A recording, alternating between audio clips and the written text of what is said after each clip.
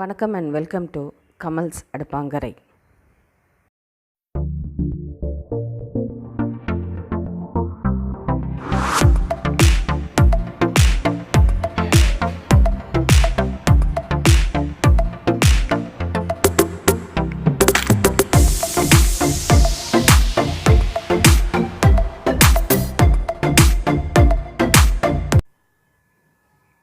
அக்கரவடிசல் செய்யறதுக்கு தேவையான பொருள் என்னன்னு பார்க்கலாம். நான் அரை கப்பு பச்சரிசி எடுத்திருக்கேன். நம்ம வீட்டில் சமைக்கிற எந்த பச்சரிசியாக இருந்தாலும் அதை யூஸ் பண்ணிக்கலாம். எந்த கப்பில் மெஷர்மெண்ட் எடுக்கிறோமோ அதே கப் அளவுக்கு நம்ம வெல்லம் வந்து துருவி எடுத்துக்கோங்க. துருவி அரை கப்பு எடுத்திங்கன்னா அரை கப்பு வெல்லம், அரை கப்பு கீ வந்து நல்ல வாசனையாக இருக்கிறதுக்காக கீ ஆட் பண்ணிக்கிறோம். ஸோ இப்போ இதெல்லாம் வந்து கார்னிஷ் பண்ணுறதுக்கு தேவையான அளவுக்கு கேஷ்யூ நட்டும் ட்ரை கிரேப்ஸும் எடுத்துக்கலாம். இதில் ஒரு 2 ஏலக்காய், ஒரு பச்சை கற்பூரம் எடுத்திருக்கேன். இது ரொம்ப மஸ்ட்டு, பச்சை கற்பூரம் ரொம்ப மஸ்ட்டு. இதில் வந்து 2 டேபிள் ஸ்பூன் அளவுக்கு பைத்தம்பருப்பு எடுத்திருக்கேன். இப்போ நம்ம எடுத்திருக்க மெஷர்மெண்ட் வந்து அரை கப் அரிசிக்கு, பச்சரிசிக்கு. இதை அப்படியே 1 கப்புனா அப்படியே மல்டிபிள் பண்ணிக்க வேண்டியது தான். நம்ம 2 கவர் பால் எடுத்திருக்கேன், 1 லிட்டர் பால் எடுத்திருக்கேன். இதுக்கு நம்ம எடுத்து வச்சுக்க பச்சரிசியை ஒரு அடிக்கனமான வானிலையை பற்ற வச்சுட்டு இதில் லேசாக வறுத்து எடுத்துக்கலாம். பைத்தம்பருப்பும் அரிசியும் லேசாக வறுத்துக்கலாம். கலர் மாறணும்னு அவசியம் இல்லை. கொஞ்சம் டேஸ்ட் கொடுக்கறதுக்கும் நல்ல ஒரு வாசனை கொடுக்கும். அரிசியும் பைத்தம்பருப்பும் வறுப்படும் போது நல்ல ஒரு வாசனை இருக்கும். அக்காரவடிசலுக்கு இது முதல்ல ஒரு நல்ல டிப் இது. இப்போ பால் வேக வைக்கிறதுக்கு ஒரு அடிகனமான பாத்திரம் எடுத்துக்கோங்க. இதிலே தான் நம்ம அரிசி வேக வைக்க போகிறோம்.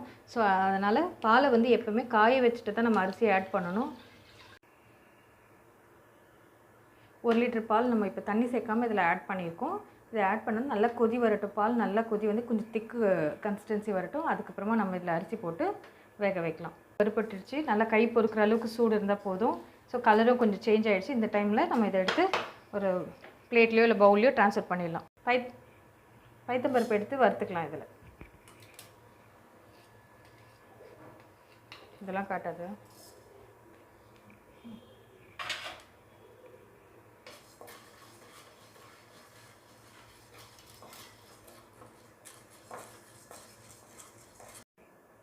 நம்ம அரை கப்பு வெல்லத்துக்கு 1/4 கப் அளவுக்கு தண்ணி விட்டு இதில் கொஞ்சம் கரையிறதுக்கு அப்படியே விட்டுருங்க. ஒரு 5 மினிட்ஸ் கரையட்டும். திருப்பி இதில் அடுப்பில் நம்ம வச்சு மறுபடியும் இதை பாகு மாதிரி ஓரளவுக்கு எடுத்துக்கலாம். இதில் இப்போ இது ஒரு 2 தடவை அலசிட்டு நம்ம இதை வறுத்த அரிசியும் பைத்தம்பருப்பும் ஊற வச்சுக்கலாம். ஒரு 30 நிமிஷம் அது ஊறட்டும். எடுத்து நல்லா கரைச்சி நம்ம வெல்லத்தை தண்ணி விட்டுட்டு அடுப்பில் வச்சு நல்லா கரைச்சி எடுத்துக்கலாம். அழுக்கு ஏதாவது இருந்ததுன்னா ஃபில்டர் பண்ணி எடுத்துக்கலாம். கொஞ்சம் திக்கு பதத்துக்கு வந்தால் போதும். ரொம்ப வந்து பாகளவுக்கு காய்ச்ச வேண்டியதில்லை. கொஞ்சம் திக்காக கரைஞ்சதுன்னா போதும்.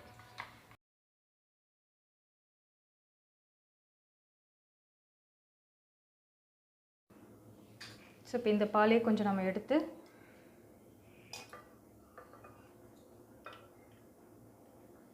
தேவையான அளவுக்கு குங்குமப்பூ இதில் போட்டு ஊற வச்சிடலாம். கொஞ்சம் கலர் நல்லா கொடுக்கும்.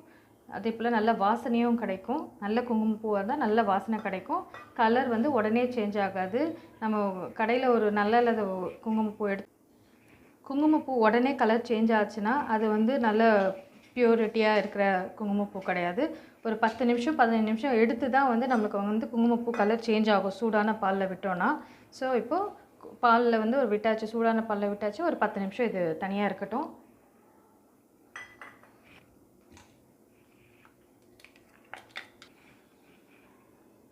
பால் நல்லா பாருங்கள், நம்ம இங்கேருந்து இந்த வரைக்கும் நல்லா பால் நல்லா சுண்ட காஞ்சிருக்கு. எவ்வளோ பால் நல்லா சுண்ட பால் காய்ச்சி நம்ம அரிசி அதில் வேக வைக்கிறோமோ நல்லா தண்ணியை வடிச்சிட்டு அரிசியை தனியாக எடுத்து வச்சுக்கோங்க. தண்ணி ஃபுல்லாக இல்லாமல் எடுத்துக்கோங்க. அதுவே நல்ல டேஸ்ட் இருக்கும்.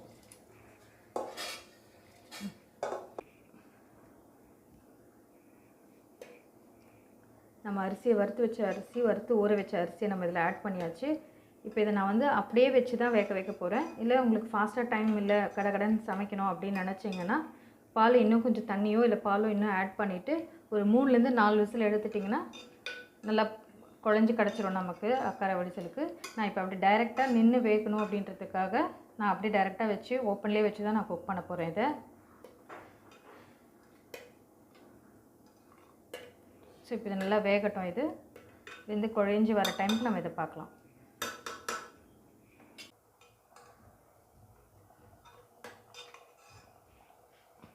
நம்ம போட்ட அரிசி வந்து ஒரு அரை பங்கு அளவுக்கு வெந்தாச்சு. இன்னும் கொஞ்சம் குழைய வேகணும்.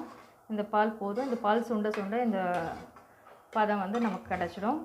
இன்னும் கொஞ்சம் ஹையில் வச்சு சிம்மில் வச்சு கிளறுங்க. அது பக்கத்துலேயே இருந்திங்கன்னா ஹையில் வச்சு கிளறிட்டே இருங்க. கொஞ்சம் சிம்மில் வச்சு கிளறிட்டிங்கன்னா கொஞ்சம் அப்பப்போ பரிமாறலாம். அக்கரைவடிசல் அரிசி வந்து நல்லா வெந்தாச்சு. இப்போ இந்த அளவுக்கு பதமாக வெந்திருக்கு. இப்போ வந்து நம்ம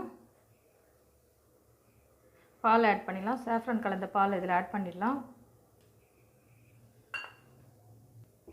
இது கூடவே வந்து நம்ம கரைச்சி திக்காக ஃபில்டர் பண்ணி எடுத்து வச்சுருக்கிற வெள்ளை கரிசலை இதில் ஆட் பண்ணிடலாம். நல்லா திக்காக இருக்குது. ஆற விட்டிங்கன்னா அந்த மாதிரி நல்லா திக்காக வந்துடும். டேஸ்ட்டும் நல்லா கொடுக்கும். இது ஆமாம், இப்போ நல்லா வெந்துடுச்சு. இப்போ வெந்த உடனே கொஞ்சம் நெய் போடுங்க. நெய்யை வந்து போர்ஷனாக போட்டு இது பண்ணுங்கள். நல்லா வெந்துடுச்சு. இப்போ இது மேலெல்லாம் நல்லா ஒட்டாமல் வரும். ஸோ அதனால் கொஞ்சம் நெய் அப்பப்போ விட்டு விட்டு கிளறிட்டே இருங்க. இந்த ஸ்டேஜில் பக்கத்துலேயே நம்ம இருக்கணும். அப்போ தான் கொஞ்சம் நல்லா கிளறிட்டே இருக்க முடியும். இல்லைன்னா லைட்டாக அடி பிடிக்க ஆரம்பிச்சிடும். இப்போது ஒரு வாட்டி போட்டு நம்ம கிளறியாச்சு. இப்போ ரிமைனிங் இருக்கிற நெய்யும் போட்டுட்டு நம்ம நல்லா கிளறிடலாம். இதுக்கு எவ்வளோக்கு எவ்வளோ நெய் விடுறோமோ அந்தளவுக்கு இது அக்காரவடிசல் வந்து நெய் உழுகணும். அதுதான் அந்த அக்காரவடிசலில் சொல்லியிருக்கிற விதமே. ஸோ மார்கழிக்கு ஏற்ற நெய்வேத்தியம் ரெடி ஆகிடுச்சு.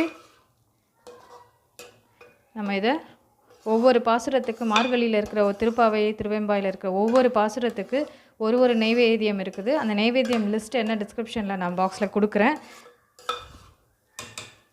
இதுவும் ஒரு நாள் படைக்கக்கூடிய ஒரு நெய்வேத்தியம் தான். ஸோ எந்த அளவுக்கு நெய் வந்து நம்ம கையை விட்டு நம்ம கையிலேருந்து நெய் ஒழுகணுமா அந்த அளவுக்கு இருக்கணும். ஸோ பார்த்து அதுக்கேற்ற மாதிரி நீங்கள் எடுத்துக்கோங்க. நம்ம மெஷர்மெண்ட் சொன்ன மாதிரி நான் ஒரு கப் அளவுக்கு நெய் எடுத்து இதில் விட்டுருக்கேன். இப்போ இது வந்து பச்சை கற்பூரம் நல்லா கையால் நல்லா நசுக்கிட்டு அதை ஆட் பண்ணிக்கோங்க. சாமிக்கு நெய்வேத்தியனாவே பச்சை கற்பூரம் போட்டால் தான் அது இது. சுவாமிக்கு நெய்வேத்தியம் பச்சை கற்பூரம் இல்லாமல் பூர்த்தி அடையாது. ஸோ ஏலக்காய் வந்து ஒரு 2 ஏலக்காய் வந்து தூள் பண்ணி வச்சுருக்கேன். அதையும் ஆட் பண்ணிக்கலாம். மேலே கார்னிஷ் பண்ணுறதுக்கு நம்மளுடைய கேஷ்நட்டும் கிரேப்ஸும் நம்ம வறுத்து இதை சேர்த்துக்கலாம். இப்போது நம்மளுடைய சுவையான அக்காரவடிசல் நெய்வேத்தியத்துக்கு ரெடி ஆகிடுச்சு. இது நெய்வேத்தியம் மட்டும் இல்லாமல் நம்ம இந்த மழை காலத்தில் வின்டர் காலத்தில் இது எல்லாமே நம்ம செஞ்சு சாப்பிடும்போது நல்ல ஒரு உடலுக்கும் ஆரோக்கியத்தை தரக்கூடிய ஒரு உணவாகவே இருக்கும். இது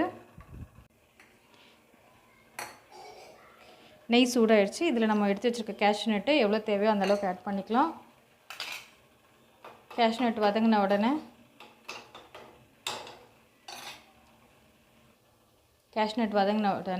நம்மளோட ட்ரை கிரேப்ஸ் அதில் ஆட் பண்ணிடலாம்.